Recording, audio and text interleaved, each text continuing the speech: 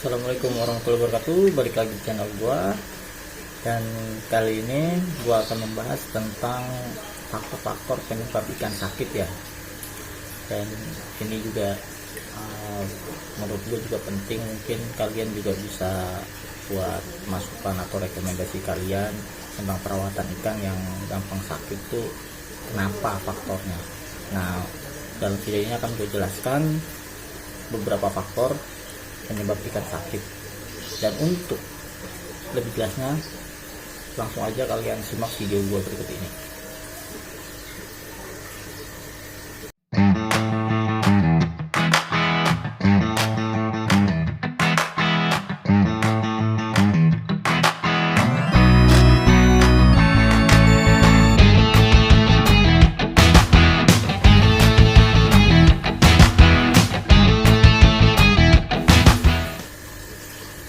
Ya, mungkin bagi kalian yang pecinta ikan atau kiper ikan yang hobi memelihara ikan,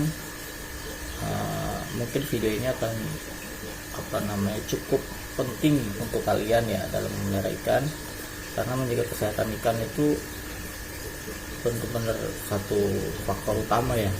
Kalau misalnya kita melihat ikan kita sehat, makannya lahap, itu kan hati kita senang, karena apalagi yang hobi gitu loh, itu memberi kepuasan sendiri.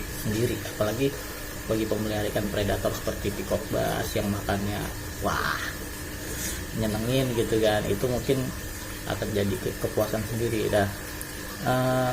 Kalau misalnya kita mau ikan itu sehat, tentunya kita harus mencegah beberapa faktor yang menyebabkan ikan itu sakit, dan gua akan jelaskan beberapa faktor. Faktor yang pertama yaitu adalah tingkat stres ikan. Nah, tingkat stres ini penting ya, karena ini mempengaruhi sistem imun tubuh ikan. Kenapa gue bilang begitu? Mungkin banyak yang bilang kalau misal ikan mau nggak stres itu kita harus nyeting tank sama seperti di alamnya, yang banyak batu, yang banyak daun atau segala macam, berarus atau enggak. Itu menurut gua tidak terlalu penting ya. Mungkin sebagiannya benar dan sebagiannya belum tentu benar. Kenapa? Karena ikan yang selain WC itu kebanyakan kan udah dibreed di peternak atau dia udah ada di akuarium sejak kecil. Jadi mereka tidak tahu alamnya bagaimana habitat aslinya itu bagaimana, dan dia hanya tahu dia hidup di akuarium seperti itu. Jadi menurut gua untuk men-setting akuarium seperti alamnya itu belum tentu. Kalau itu kita lihat jenisnya dulu. Misal jenisnya ikan konteng, lebih baik kita agak banyakin ikannya, karena ikan konteng itu lebih ke kalau misalnya dia disendiriin, dia gampang stres, mojok apa segala macam, itu menambah tingkat stres. Jadi kalau misalnya kita mau melihara ikan, kita lihat dulu dia tipenya konteng atau single tank. Kalau single tank lebih bagus single tank, karena nanti kalau misalnya single tank kita konteng, ada beberapa yang stres karena kalah sama temennya. Jadi tetap satu ikan yang di sana yang sehat, kalau menurut gue seperti itu. Dan kalau ini bagi contohnya ikan gue peacock bass ini, itu menurut gue itu tipenya konteng ya, karena banyak begini dia nggak gampang stres, dan dia berenang-renang, kalau makan pun lebih seru juga. Dan sebelumnya ini gue cuma pisahin beberapa peacock bass doang, 3 atau 4 peacock bass, di sana mereka mojok doang. Dan kalau sebanyak ini ya alhamdulillah, seperti yang kalian lihat, dia berenang-berenang seperti ini, bisa dilihat ya sehat lah ya, nggak ada yang sakit. Dan itu menjadi faktor utama menurut gua yang menyebabkan ikan sakit atau tidak gitu. Terus faktor yang kedua adalah kualitas air atau sistem filtrasi yang kita gunakan. Nah, dalam memilih filtrasi itu penting ya menurut gua, karena ini faktor kedua, yaitu faktor yang cukup besar juga persentasenya yang membuat ikan kita sakit. Karena faktor kedua ini juga mempengaruhi ikan stres. Misalnya ikan airnya butek, itu bikin ikan kita stres juga. Airnya ya nggak bagus lah, itu bikin kita stres juga. Sama aja kayak kita, misalnya kita ada di dalam ruangan, di situ ada asap bekas bakar ban apa segala macam, itu kan kita jadi nggak nyaman kayak gitu kan. Ya sama seperti itu. Dan menurut gua faktor ini faktor kedua ya. Nah, air yang sehat tuh yang gimana ya, kita tidak tahu. Dan gue yakin semua akuarium yang kalian punya itu pasti tetap ada penyakit walaupun sedikit, pasti ada. Seperti kayak di yang akuarium bagus itu pasti gue yakin ada sedikit penyakit, tapi penyakit itu tidak menyebar atau tidak bisa menjangkit si ikan ini karena tingkat stres ikan yang rendah. Jadi ikannya tuh bahagia, jadi itu mempengaruhi sistem imunnya. Ketika tingkat stres itu rendah, sistem imun itu naik.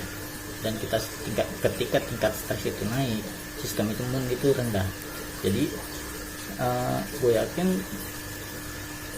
filtrasi dimanapun itu pasti tetap ada penyakit walaupun sedikit. Nah ini tinggal tergantung tingkat stresnya. Tapi bukan berarti kita filtrasi semua seadanya aja, yang penting tingkat stres ikan rendah, gitu juga. Karena ini faktor kedua, air juga mempengaruhi faktor tingkat stres ikan. Jadi filtrasi yang lebih baik itu akan meningkatkan mood ikan atau menurunkan tingkat stres ikan. Jadi filtrasi itu juga sangat pengaruh ya, karena itu media. Air adalah media ikan untuk hidup, dan filtrasi itu adalah media untuk membersihkan airnya. Jadi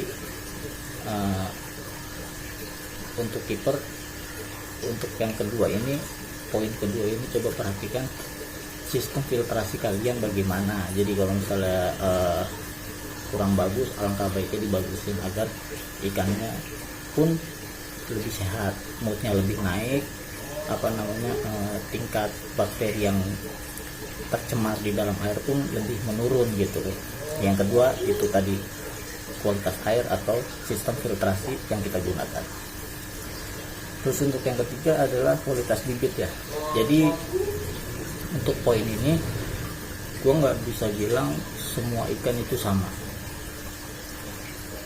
Ada bibit-bibit yang bagus dan ada bibit-bibit yang kurang bagus, atau bisa dibilang produk gagal. Nah ini kita nggak bisa menilai juga apakah ini bibit yang bagus atau enggak. Itu gua belum sampai ke situ ilmunya, tapi gue pernah punya pengalaman ya.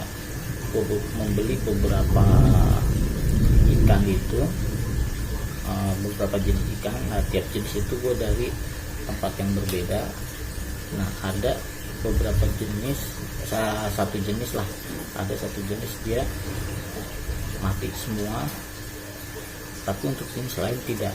Nah itu gue bilang ini karena bibitnya kurang bagus atau kualitas bibitnya yang kurang bagus. Nah terus gimana cara kita memilih kualitas bibit yang bagus? Oh itu kita bisa lihat dari indukannya ya, dari indukannya, terus dari lihat cara peternak ini memelihara ikan dari kecil itu seperti apa. Nah itu bisa kita lihat, kan dari pakannya juga kita bisa lihat. Ya itu menurut kalian aja, karena untuk pastinya gue nggak tahu, karena ini ikan ini makhluk hidup ya, terkadang bisa turun bisa naik kualitasnya. Yaitu jadi gue sendiri nggak bisa memastikan bagaimana kualitas yang bagus yang jelek, tapi kualitas ini bisa kita cegah dengan kita kayak meningkatkan mood ikan ya kan, dan meningkatkan kualitas air. Nah itu pencegahan ketika kita memiliki ikan yang punya kualitas rendah gitu. Jadi walaupun bagaimanapun, kalau misalnya kualitas ikannya emang benar-benar rendah, itu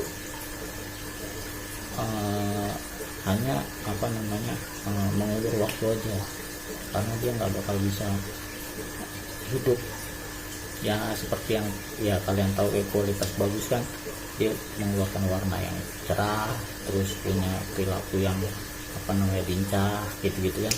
Itu berbeda, pasti beda kalau yang kualitasnya rendah. Jadi itu akan ketahuan nanti setelah beberapa bulan atau ukuran 10 sampai 15 cm itu udah kelihatan secara pertumbuhan dan perilaku ikan. Nah kalau misalnya untuk yang bibit itu belum bisa kelihatan, itu gambling. Dan waktu itu gue juga belinya bibit dan gambling juga, akhirnya di ukuran segitu ya udah semua satu jenis itu semuanya mogok makan semua, mojok semua, dan mati satu persatu. Nah jadi menurut gue yang nomor 3 itu adalah kualitas ikan. Jadi bukan nggak semua ikan mati, kita melahirkan dari kecil terus tiba-tiba mati nggak mau makan segala macam, yaitu mungkin beberapa persen dari tingkat stres atau kualitas air yang kita punya, pokoknya beberapa persen. Cuman lama kelamaan nanti juga kalau misalnya kita tingkat stres di ikan konteng yang lain bagus, terus kualitas airnya sudah kita maksimalkan, berarti emang itu bibitnya yang kurang bagus gitu. Ya mungkin yang gua perhatikan sih 3 poin ini ya yang jadi faktor utama ikan tuh penyebab ikan sakit tuh itu tingkat stres. Yang pertama tingkat stres, yang kedua kualitas air atau sistem filtrasi yang kita pakai, dan yang ketiga adalah kualitas bibit. Untuk kualitas air pun kita harus memperhatikan perkembangan dari si bakteri ya. Jadi kita meminimalisir bakteri untuk berkembang di dalam filter juga. Bagaimana caranya itu bisa dilihat di artikel di Google, itu juga banyak, dan kita bisa melihat sendiri bagaimana filtrasi yang bagus menurut kita. Nah mungkin itu aja yang bisa gue sampaikan, yang bisa gue sharing ke kalian. Semoga video ini bermanfaat untuk kalian. Jangan lupa kalau misalnya kalian ada pertanyaan atau ada masukan, langsung aja tulis di kolom komentar. Dan jangan lupa untuk subscribe dan like video ini agar gue bisa sharing lebih banyak pengalaman-pengalaman yang pernah gue alami ke kalian, dan insya Allah akan menjadi masukan kalian. Itu aja, kurang lebihnya mohon maaf. Wassalamualaikum warahmatullahi wabarakatuh.